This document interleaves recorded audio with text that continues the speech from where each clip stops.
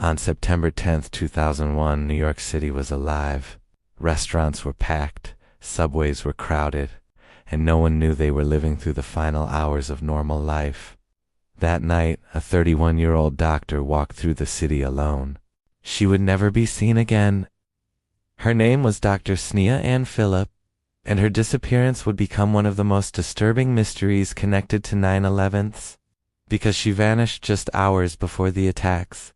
And to this day, no one knows why. Sneha Anne Philip was brilliant.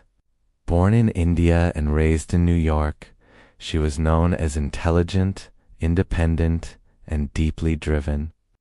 She earned a medical degree and was working as an internal medicine resident. From the outside, she seemed successful, but behind closed doors, her life was unraveling. She struggled at work. She had conflicts with supervisors, and her marriage was under intense strain. Friends described her as complex, warm, and generous, but also restless and searching for something more. And then came September 10th. On the afternoon of September 10th, Sneha was caught shoplifting. Not food, not medicine, but lingerie and household items. It shocked everyone. She was released without charges, and that would be the last confirmed sighting of her. Later that evening, she returned to her apartment near the World Trade Center.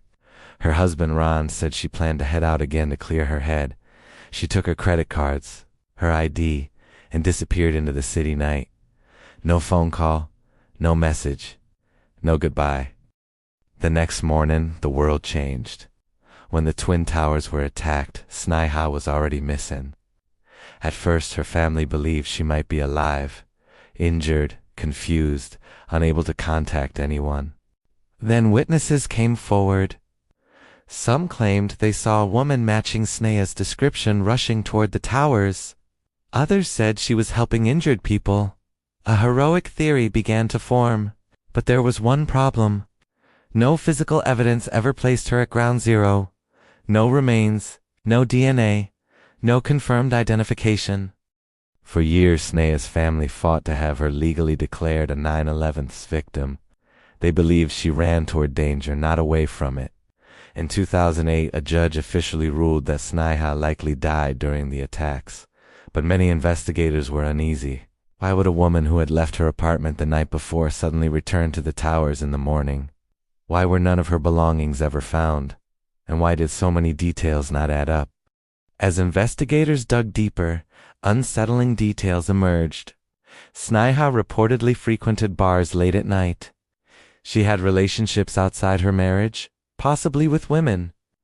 She was under immense personal pressure. Some believe she didn't die at all. They believe she walked away, started over, changed her identity, and used the chaos of 9/11s as cover. But could someone really vanish forever, without a single confirmed sighting? Then there's the theory no one wants to talk about. What if Sneha didn't plan to disappear? What if she met the wrong person? New York City is vast, and that night, she was alone. No witnesses, no cameras that could identify her. If foul play occurred, it may be buried forever under the tragedy that followed. Sneha's case is more than a disappearance. It's a reminder of how easily people can fall through the cracks, especially during moments of global catastrophe. Her story exists in a gray zone between heroism, tragedy, and mystery, and that uncertainty is what makes it unforgettable. So what do you think happened to Dr. Sneha Anne Philip? Did she die trying to help others? Did she disappear by choice? Or is the truth something far more disturbing? Drop your theory in the comments. And if this story stayed with you, make sure you're subscribed, because some mysteries refuse to stay buried.